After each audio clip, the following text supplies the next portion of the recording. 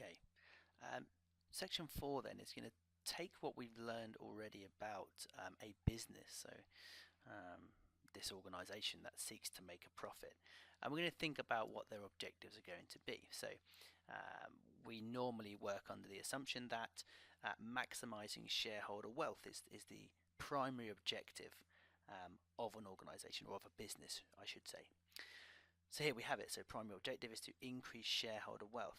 We've already seen that a business can seek to do this in two main ways. So we could try our best to increase the share price, so perhaps by working on new products, announcing big plans for the future and that sort of thing. Or we could try and pay out dividends. So those are the two ways in which a shareholder will maximize their wealth, to see their wealth increased.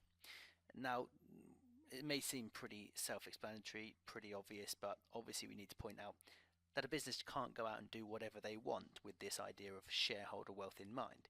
There's lots of laws and regulations we've seen already there in section 3 that a business has certain social responsibilities that we need to adhere to. So it's not just pursuing profit at any cost.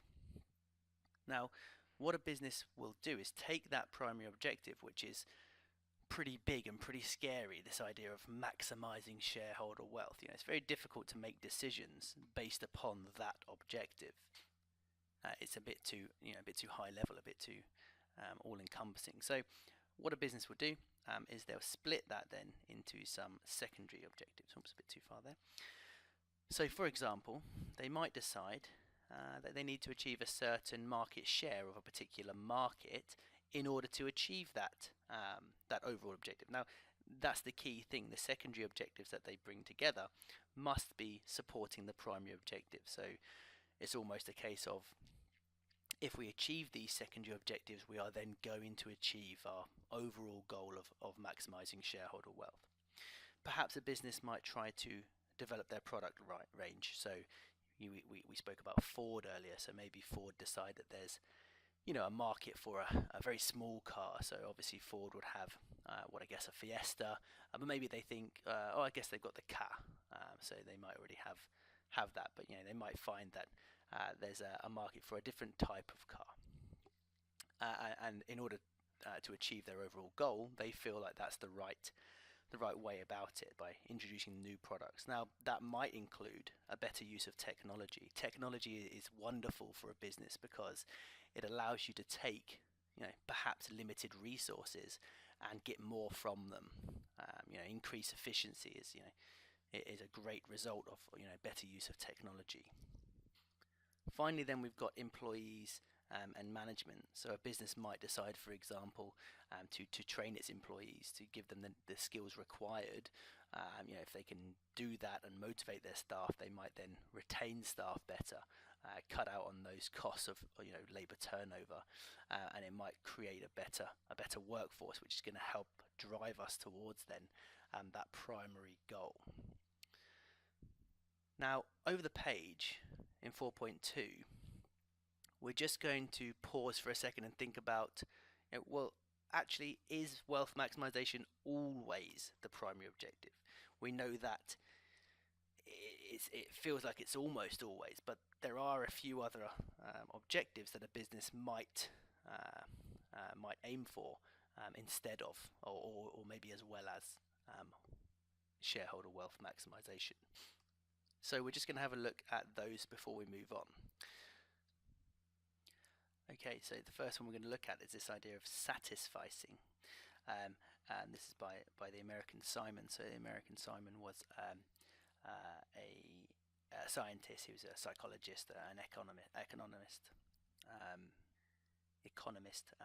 even, and he said that you might find that rather than maximizing wealth and maximizing profit, managers may decide just to do just enough, so they achieve a satisfactory profit, and they might find that they're not necessarily breaking too much of a sweat. Baumol said that rather than profit maximizing or maximizing shareholder wealth, a business may try to maximize revenue, so increasing sales, for example, and they would do this because it would help to increase its market share, and therefore, think about surviving, think about discouraging competition. If I'm selling lots and lots and lots and lots of units, it means that everybody else is not, and therefore we might, seek some sort of security in the market, and then maybe thereafter we'll go on and focus on profit. Now, the kind of psychology behind that, is that maybe a manager will think that this idea of a large successful company, this idea of the market leader in an industry, maybe that will bring some sort of prestige element to it. Now, Peter Drucker said that actually, let's be sensible about this. There's not going to be one thing that we're trying to achieve. So actually, he said, that there were 8 key areas, and that a business will kind of gravitate towards trying to satisfy those 8 things. So you can see underneath there, we've already spoken about market standing, trying to be innovative, productivity, physical and financial resources. So what do I have to use? What do I have to play with? Profitability obviously is key, or is one of those key 8 areas. Manager performance and development, worker performance and attitude, and then this idea of social responsibility that we saw in section 3. And finally then, not content with just having one view on this subject, Simon also considered the fact that, well, maybe for some businesses there's another constraint. Maybe profit is not the most important constraint for your business. So maybe, for example, there's some sort of environmental issue that we need to consider. There's an ethical side that we need to consider more than just making as much profit as possible. So there's 4 alternatives to maximizing shareholder wealth as our primary objective. Just to finish the chapter off, then we're going to kind of take that idea of a primary objective, and we're going to consider how that then flows down into my mission, into my goals, into my plans, into my standards as a business. So you can see here we've got a diagram, and this diagram is outlining the planning and control system. So you can see we start right at the beginning then with those objectives.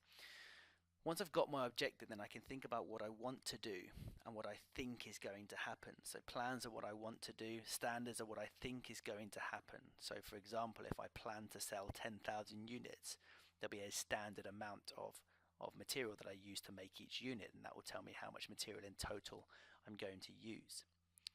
I then take that standard and that plan and I compare it with what's actually happened. So for example, my plan and my standard might be focused around a budget, and then I go through the year and I see what actually happens, and then I start to think about comparing those 2 things. So I take my budget, I take my actual performance, and I see what differences there are. And if there are differences, we've got here deviations identified, well, there's going to be one of 2 problems. Either I'm going to have done something wrong during the year, so maybe my staff weren't quite as efficient as they should have been, or perhaps there was a problem with my standard or with my plan. Maybe I was a bit unrealistic. And as you work through your qualification, you'll start thinking about variance analysis, you'll start thinking about operational variances, you'll start thinking about planning variances, and that's where you're going to start being able to put numbers to these things. Just to point out then, obviously, if there were no deviations, then brilliant, carry on as you are.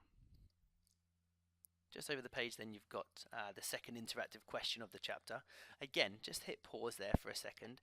Have a read through the question. So you're looking for some deviations in the standard, and perhaps some deviations in actual performance for a large car manufacturer. So again, just pause it there, have a think about those 2 areas, then hit play and we'll go through them. Okay, so let's have a think about this. So an accountant who works for a large car manufacturer, we've been working with Ford, so we might as well try and think about Ford. Consider the deviations in both the standards and the actual performance that may be identified during a review at the end of the period. So this is what we're thinking about. We're thinking about, well, are there any control actions I need around my plan or standard? Are there any control actions I need in terms of my actual performance? Again, we'll just do one of each here. There are a few more in your solutions at the end of the notes, so see if any of yours appear on that list. Okay, so let's think about a standard. Well, we'll think about what we've had in the UK. So maybe there's been a change in the minimum wage. So perhaps you've got um, your wage bill is increased. Now that's not a problem in terms of operation. That's a problem oh, sorry, a bit of a spelling mistake there. That's going to be a problem with your standard. Okay, so the standard was wrong. Maybe your standard labor cost per hour was $9.50 and the minimum wage has gone up to 10. So I need to adjust that standard for next time. Performance wise, maybe I've just used too much material. Maybe we've used too much material per unit, and it's because we've not been careful with our cutting. We've just not really worried too much about it. We're focused on time rather than wastage, and that's going to be a problem with our actual performance. Okay, so the last few bits of the chapter then just take us through the journey from a mission, thinking about our vision, thinking about goals and objectives, and then finally thinking about those plans and standards in a little bit more detail. So I'm sure you guys have seen or read an example of a mission statement, and you may even know your employer's mission statement. Definition then for a mission statement is thinking about the business's basic function in society, and it's expressed in terms of how it satisfies its stakeholders. So we've been through that list of stakeholders already in this chapter. We thought about what a business needs to consider. Now if you were to take, I don't know, 50 mission statements and broke them down into components, what you'd generally find is this kind of list of components here. So these different elements of mission statements. Now you're not going to find that every mission has these, but generally you'll find that these are the key components. So what should a mission include? Well, firstly, what is our purpose? Why do we exist, and who do we exist for? So if we talk a lot in our mission statement about our customers, it gives the impression that we're focusing on customers. If I talk about return to shareholders, then clearly that's who we exist for. We might also give an insight in our mission about our strategy. So what are we trying to do, and how are we trying to do it? So am I trying to be the leading provider of prestigious, prestige cars? And how am I doing that? Perhaps by using only the best quality material and the highest trained employees. That gives an insight into how I'm trying to achieve my overall goal. You might find that there's some sort of standard of behavior or policy and standards of behavior within the mission. So for example, for a hospital, you might think about how your nurses interact with your patients. So perhaps a hospital's mission might include something along the lines of we treat all of our patients with the utmost respect, trying to maintain this level of comfort, trying to maintain a level of dignity, something like that. Finally, then you might think about some values. So what are its core principles? So this is where you might see a big push towards sustainability, towards corporate responsibility. And if you were to compare mission statements today with mission statements even 50 years ago, there'd be a massive shift towards those sorts of things. Last couple of bits of the chapter then, vision, and then over the page we've got a couple more bits there. So our vision is designed to be some sort of view of the future. So they've got a good example here. If our vision was being the leading provider of whatever we're making by 2005, the mission might then be, well, providing high quality, environmentally friendly products to our customers. So the mission is to provide the high quality products or goods, and the vision then is that we're going to be the leading provider. Over the page then we've got goals and objectives. Definition here of goals is just the intentions behind decisions or actions, so showing exactly what the point of our actions are. And then we've got a few characteristics of operational goals. We always say that objectives should be SMART, and this is not just for a business, but think about your objectives at work. They should be SMART too. So they should be specific. So tell me exactly what you want me to achieve. They should be measurable. So for example, being better is not a great objective, but give me something I can actually measure. Should be achievable. So it shouldn't be something so far out of the realms of possibility that it's not going to be very motivating, should be relevant to what I'm trying to do, and they should be time bound, give me a limit. And we've got a great example over the page here then.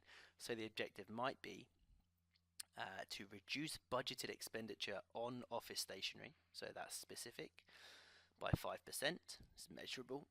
Presumably it's achievable. And we've got a time bound, so we've got a date there, by the 31st of December 2016. Now obviously we're assuming that that's going to be relevant to whatever we're trying to do, whatever our role is. Finally then, for chapter 1, we've got plans and standards. Plans show what should be done to achieve our objectives, and then standards show me a desired level of performance. So we split those into 3. So physical standards, for example, might be a number of kilograms per unit of material that I use. A cost standard could be a cost per kilogram for material, and then a quality standard could be number of defects in 1,000 units.